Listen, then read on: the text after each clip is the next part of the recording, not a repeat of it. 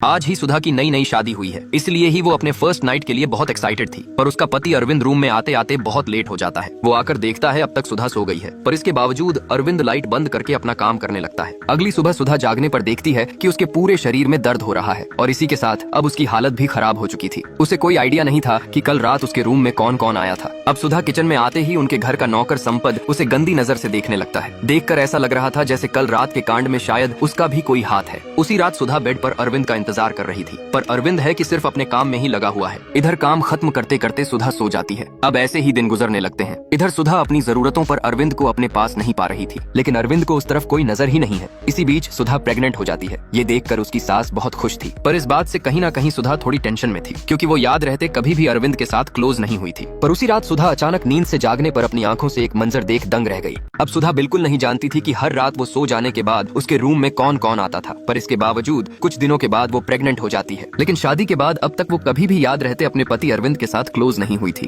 तो फिर आखिर वो प्रेग्नेंट हुई कैसे? यही सवाल उसे अंदर ही अंदर खा रही थी। पर एक रात जब सुधा अचानक नींद से जागकर पानी पीने नीचे आती है, तब उसे बाजू वाले रूम से कुछ हलचल महसूस होता है। वो वहाँ जाकर देखती है कि अंदर उसका पति और उनका नौकर संपद कोई अजीब कार्य कर रहे हैं। तभी वहाँ अरविंद आकर उससे कहता है, मुझे लड़कियों में कोई भी दिलचस्पी नहीं है, यहाँ तक कि मैंने तो अब तक तुम्हें कभी छुआ भी नहीं है। सुधा पूछती है, तो फिर मैं प्रेग्नेंट कैसे हुई? तभी वहाँ संपद चला आता है। उसे देख सुधा सोचती है शायद इसी ने ही कुछ किया होगा, पर तभी अरविंद कहता है, संपद ने कुछ नहीं किया। दरअसल मेरी माँ हर रात तुम्हारे दूध में नींद की दवा मिला देती थी और फिर तुम्हारे सो जाने के बाद रूम में मेरा बाप आता था। उसके पेट में अपने ससुर का बच्चा है। ये सोचकर ही सुधा अगले दिन अबॉर्शन करने के लिए अस्पताल चली जाती है, पर वहाँ से लौटने के बाद भी उसके सास ससुर उसे ही दोष देने लगते हैं। तो अब सुधा को पता चल चुका था कि उसका पति अरविंद असल में एक गे है, और अब पकड़े जाने के बाद अरविंद उससे कहता है, मुझे लड़कियों में नहीं बल्कि लड़कों में दिलचस्पी है। सुधा के पूछने पर वो ये भी कहता है कि तुम्हें प्रेग्नेंट करने वाला मैं नहीं, बल्कि हर रात मेरी माँ तुम्हारे दूध में नींद की दवा मिला देती थी और उसे पीकर तुम सो जाने के बाद रूम में मेरा बाप आकर ये सब करता था। अब ये सुनकर सुधा अगले ही दिन अबॉर्शन करने के लिए हॉस्पिटल पहुंच जाती है, पर वहाँ से लौटते ही उसके सास ससुर उल्टा उस पर ही भड़क जाते हैं। तभी सुधा कहती है, आप लोगों ने अपने बेटे की कमजोरियों को छुपाने के लिए मेरे साथ ऐसी घिनौनी हरकत की है, पर अब और नहीं। उतने में ही आदमी देख लेता है कि सुधा ने अबॉर्शन कर ली है, इसलिए अब वो दोनों मिलकर उसे मारने लगते हैं। अरविंद उन्हें रोकता है तो वो दोनों उसे भी पीटते हैं। थोड़ी देर बाद सुधा वहाँ से जाते वक्त वो लोग उसे वापस से रोकते हैं, पर इस बार वो अपने बैग से एक बंदूक निकालती है। दरअसल जब सुधा हॉस्पिटल में बैठी हुई थी, तब एक आदमी ने चुपके से उसके बैग में ये बंदूक डाल दिया था और अब इसी के जरिए ही वो उन्हें टपकाकर उस घर से निकल जाती है। कीर्ति और सुरेश की नई नई शादी हुई है। अरेंज मैरिज होने की वजह से दोनों ही एक दूसरे से पूरी तरह से अनजान थे। सुरेश कीर्ति से कहता है, क्या तुम ठीक हो? कीर्ति नहीं में सर हिलाती है। वो उससे कहती है, हम दोनों में प्यार बिल्कुल भी नहीं है, तो क्यों ना हम अपनी जिंदगी की शुरुआत दोस्ती से करें। सुरेश मान जाता है। अब कीर्ति और सुरेश दोनों एक ही घर में एक अच्छे दोस्त की तरह रहने लगे थे। अब धीरे धीरे वो दोनों ही एक दूसरे को समझ रहे थे। कीर्ति अपने लाइफ से जुड़ी हर छोटी बड़ी बातें सुरेश से शेयर करती है। सुरेश भी ध्यान से उसकी सारी बातें सुनता है और कीर्ति के दर्द भरे दिनों में सुरेश पूरा पूरा टाइम उसके पास मौजूद होता है। इसी के साथ अब दोनों में नजदीकियां भी बढ़ने लगी थी। एक दिन सुरेश के फोन में मेघना की कॉल आती है, पर सुरेश कीर्ति के सामने ही स्पीकर पे मेघना से बात करता है, जिससे अब सुरेश कीर्ति के विश्वास को भी जीत लेता है। अब मन ही मन दोनों एक दूसरे को पसंद करने लगे थे। एक रात कीर्ति सुरेश से कहती है कि वो उसे चाहने लगी है और वो उससे शादी करना चाहता है। सुरेश मान जाता है और फिर वो दोनों दोबारा से अपनी सारी शादी की रस्में पूरी करते हैं। अचानक प्रिया को पता चला कि वो एग्जाम रूम में गलती से अपनी फोन ले आई है। इसके अंजाम को सोचकर ही प्रिया मन ही मन डर रही थी। थोड़े ही टाइम में सभी स्टूडेंट्स की तलाशी ली जाती है। इधर प्रिया की बारी आने पर पीछे बैठा राजू उठकर कहता है, सर ये बैग मेरा है। मैडम कहती है, नहीं सर ये बैग तो इस लड़की का है। तभी उस फोन को खोला जाता है जिसमें राजू का ही फोटो लगा हुआ था। असल में अब तक राजू को भी पता नहीं था कि प्रिया उससे प्यार करती है। इन दोनों का प्यार कुछ दिन पहले एक डस्टर से शुरू हुआ था। प्रिया नई नई कॉलेज आने पर टीचर उसे एक डस्टर देकर कहती है, ये इस क्लास का डस्टर है, कोई मांगने आए तो देना मत। थोड़ी देर बाद राजू डस्टर मांगने आता है। वो बहुत प्यार से प्रिया से डस्टर के बारे में पूछता है, पर प्रिया उसे अपने कॉपी में छुपाकर राजू से मना कर देती है। ये सुनकर राजू वहाँ से जाते वक्त दोबारा मुड़कर देखता है कि प्रिया डस्टर को अपने डेस्क में छुपा रही है। अब राजू उससे डस्टर लेकर चला जाता है, पर टीचर आकर बेचारी प्रिया को ही डांटने लगती है। एक डस्टर की वजह से इतना कांड हो जाएगा राजू ने कभी सोचा भी नहीं था।